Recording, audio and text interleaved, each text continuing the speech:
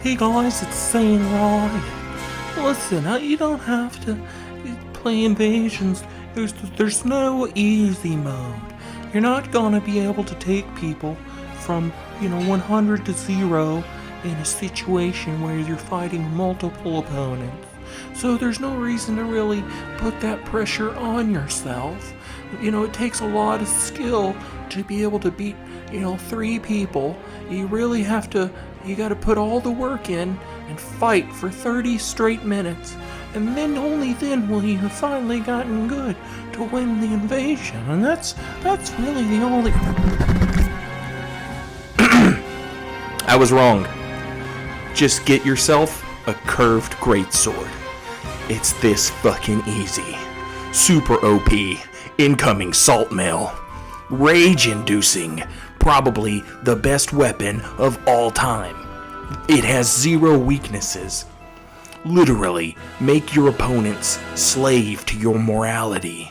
Ascend any sort of human consciousness or thought by picking up a curved greatsword today.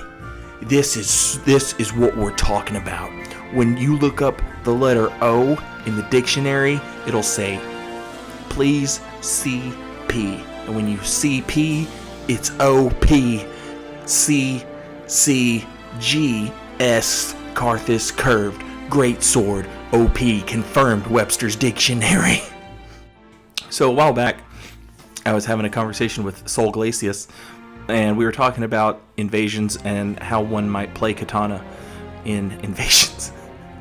And we've both sort of come to the same conclusion, I think, that you just can't main a katana. It's hard to just main a katana in invasions, because there's so much stuff that a katana can do well, but one thing it can't do is hit multiple opponents, because its swing arc is so wonky. And yeah, some of them have rolling R1, the weapon art can hit multiple people, stuff like that. Onikiri is probably your best bet if you want to main a katana, just because the L1 gives you access to hitting multiple people. But the reason I'm bringing katanas up is because a curved greatsword is essentially the katana of invasions, if that makes sense. Its best asset is the running R1. The running R1 is very fast in the context of invasions. Now, in a one-on-one against a good opponent who's taken their time, this guy just throws so much shit. He is just a shit-slinging fucking projectile master.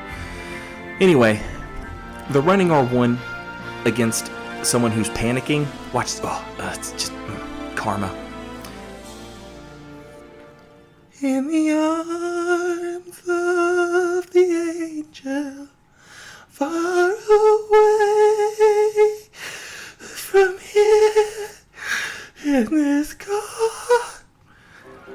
The running R1 on the Karthus curved greatsword against a panicked opponent is fantastic, because it's just a roll catch machine, much like the running R1 on the katana in duels. In a one-on-one situation, you just spam running R1 over and over again, and you're constantly testing your opponent's spacing, range, and their rolling ability.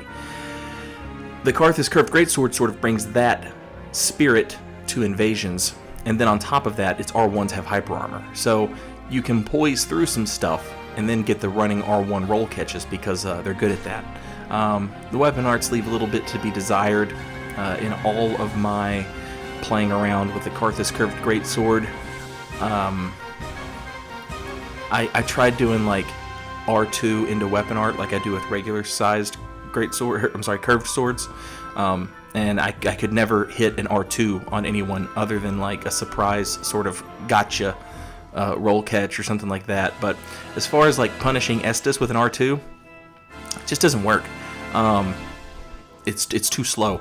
Now you can punish Estus with the weapon art, which is cool, and that'll get you, with the Karthus curved greatsword, that'll get you about 500 some odd damage, which is a good number to hit when you're trying to punish people for drinking Estus. So 500 is kind of that's the threshold that I want to hit.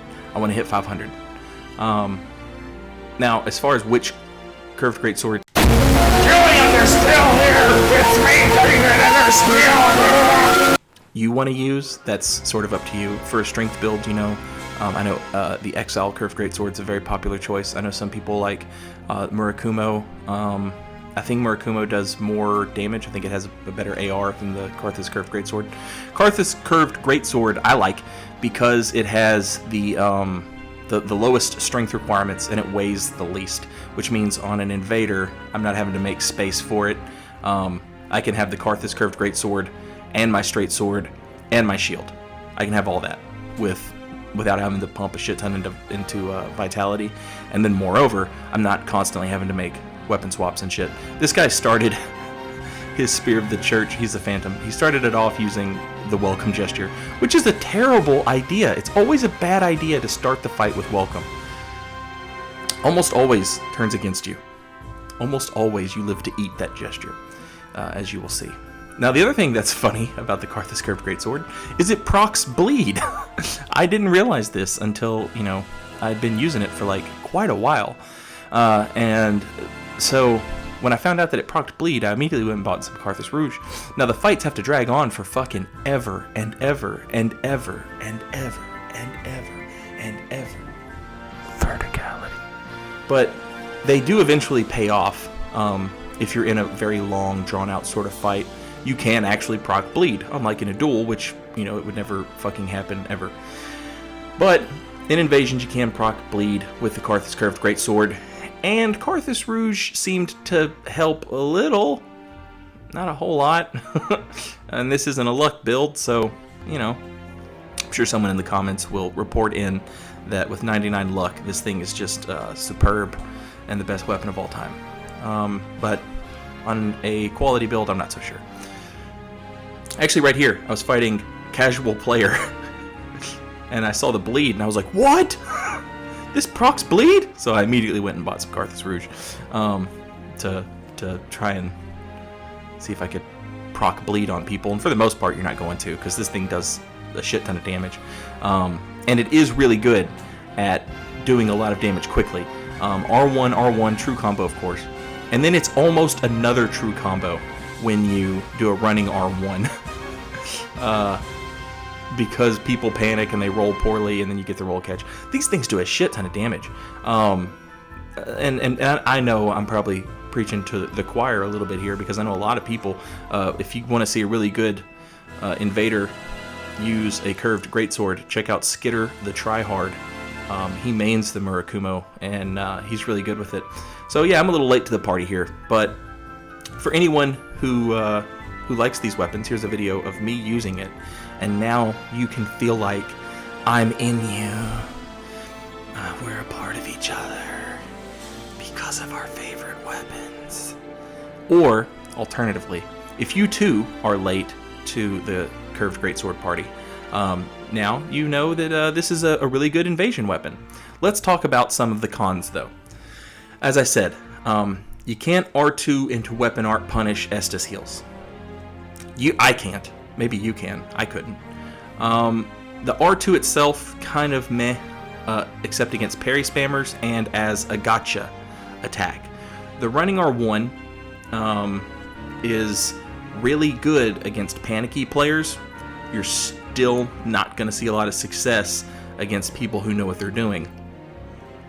The Karthus Curved Greatsword in this invasion, for example, it was hard as hell to hit this person. They just didn't panic. They knew their spacing. They knew their timing. I couldn't get them to like bite on any of my, like, I'm purposefully missing attacks. Sometimes you'll purposefully miss an attack, hoping they'll roll in so that you can follow up with another R1 or something. This person never did that. They played very well. They played calm and collected. Against opponents like that, this weapon is going, you know what I mean, you're going to suffer.